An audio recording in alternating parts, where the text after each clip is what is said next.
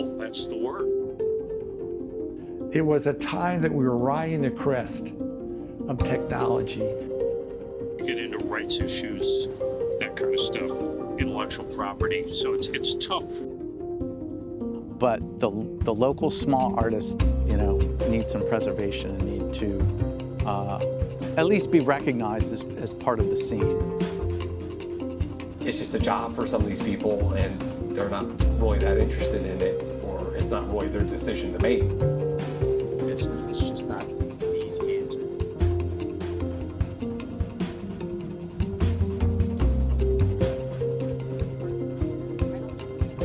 A lot of local television wasn't saved. There was conversation many years ago at NBC because The Tonight Show, which at that point was hosted by a chap named Johnny Carson, who was sort of the gold standard in late night hosts, certainly then.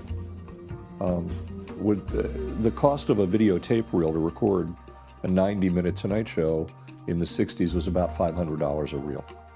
And NBC had no appetite for, buying 240 of those reels a year at that price.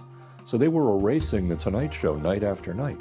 I've done so many shows that I wish I could see again. I'm not sure where to start. I remember one time I came in and all our file tapes, which took up room, I saw this guy and he was like, get rid of these tapes. And I'm like, what are you doing? We need that stuff. We're like files and files and files of this stuff.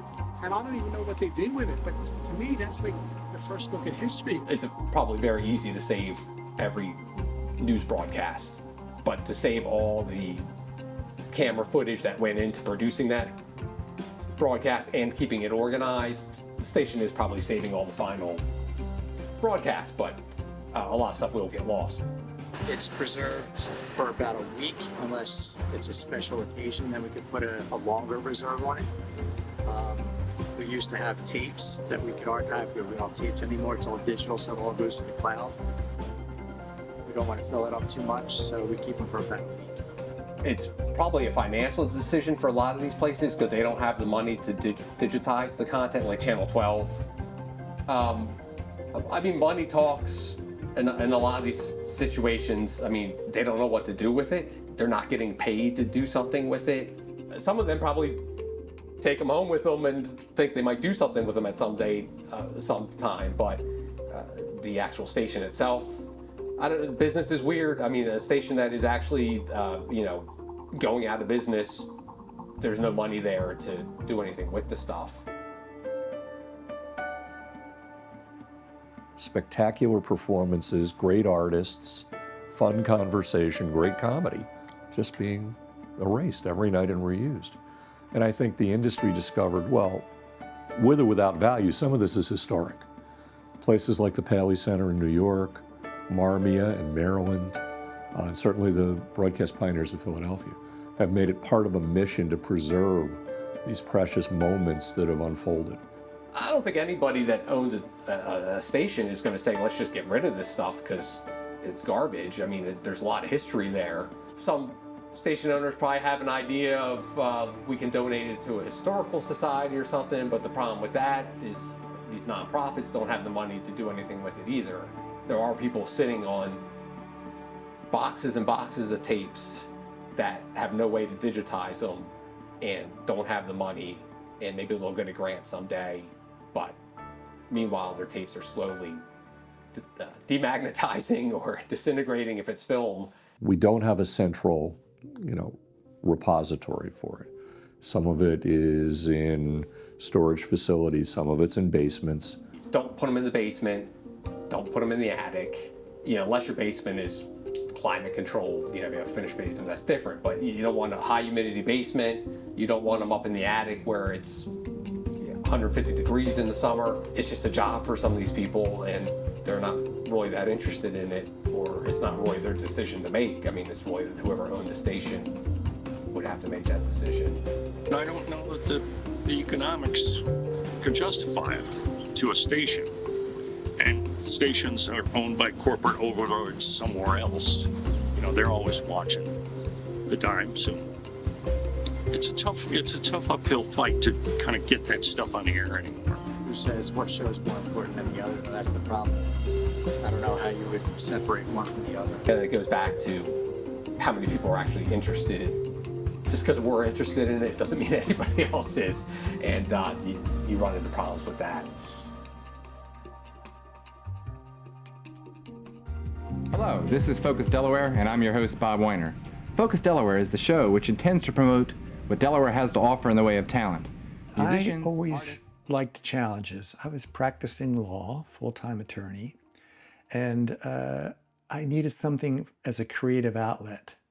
And so I had conceived of the concept of telling a story about why we should be so proud of Delaware. And so basically an entertainment magazine, but at the same time archiving music, history, art, culture, famous people that live here, famous people that come through the state. I had the studio put extra segments on my own personal VHS and beta. They were also filming it for their own archival studies on commercial beta. I bought those commercial beta tapes after the show ended, and those three formats I just owned. I owned them for decades. And then I met a good friend, Ray Bukta of Delaware Digital Video Factory.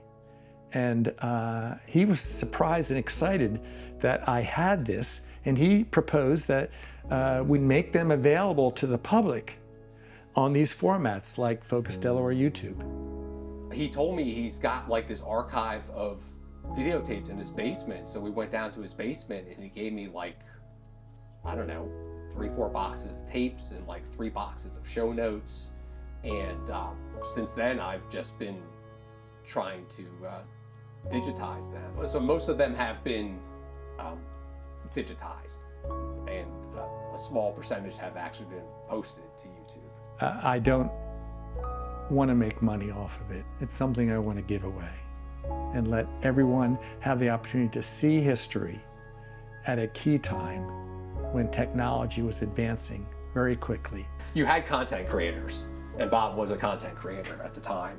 Shows like Focus Delaware were really an outlet for people, and you can see it on the different segments we've posted. Restaurant Corner, you had a local restaurant, you had local business owners, you had people that were into weightlifting or bodybuilding. I mean, there was all sorts of stuff you wouldn't see unless you watch Focus Delaware. You wouldn't know what was going on. So these smaller shows really gave people, you know, a place to show their skills and what they could do. The way a VHS tape works is when you record it, it's actually magnetizing the particles on the tape. And when you read it back, when you play it back, it's deciphering that signal and turning it back into a picture. So it's all magnetic based. The tapes do slowly lose charge just from the Earth's natural magnetic fields. The main concern that I have is people need to manage those files and back them up to different places and make sure they always have a copy of it. Like, you know, more copies, the better.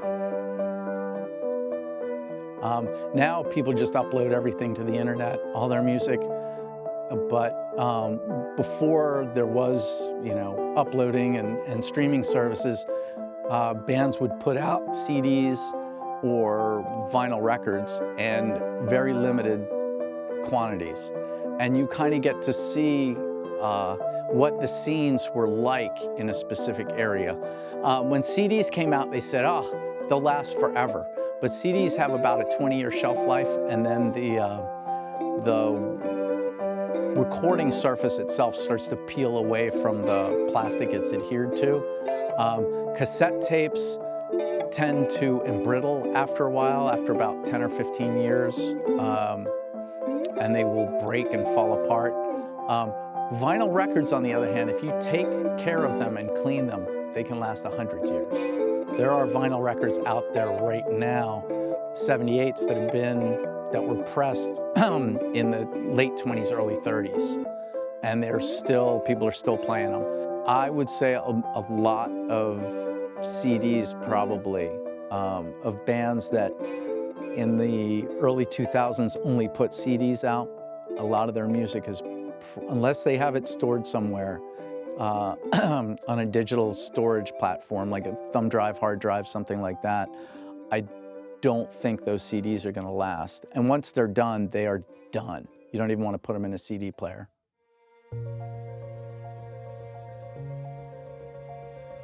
Later in life, I began to look at television as anthropology without archaeology. Nobody's digging a ditch here, there are no fossils. But you can get a very good portal into our past if someone's preserved it on video or on audio. We get to see our prevailing norms and behaviors, our laws, our culture. It's a shame if things weren't preserved well, because they're really part of people's lives. I mean, it's one of the things about television. It's a shared media experience that you know, is part of our lives. If there's a common thread in a national story done in a variety of places, that is worth preserving, because it's going to be a different story dependent upon who you are and where you live. You're going to see it differently, you're going to experience it differently, you're going to react to it or think about it differently. In my mind, if you saved every story that every television station did on September 11th, 2001, you would have a horrifying portrait of America, but an honest one. Schroeder, Nero, Crambone, the Joy Popper, Spindrift, Mars Blue Chip, they were playing there were 4 really good venues on Main Street. But, you know, this was a very limited pressing. I don't know how many they pressed, maybe 300 of them. And, you know, so this could be the only place this music exists. It is something that needs preservation, or people that want to preserve this should get a hold of and kind of put it on a shelf. The local small artists, you know, need some preservation and need to at least be recognized as part of the scene. You just want to, you know, if it's important to you, you really want to take care of it. And, you know, if you have a video of your kids or videos of your wedding, or, you know, you playing football back in the day, a lot of people treasure these things and they put it off and they put it off, and you might get to the point where, you know, it can't be done anymore. And then once you have it done, though, you also have the whole management of, you know, keeping, people joke about how we go from format to format to format over the years, you know, records, you know, 78 records, long play records, 45s, 8 tracks, cassette tapes, CDs, MP3s, mini discs are in there at some point, you know, so just in audio, you know, and before that you even had like the audio tape reels, and you had the wire recordings. I mean, all that stuff, the format keeps changing. I don't know about the rest of the world. I think there's been a greater movement in the past 30 or 40 years because we have the tools to better preserve, collate and store those materials. It's who we are. It's the record of our lives. You can say that about film. You can say that certainly about film documentaries.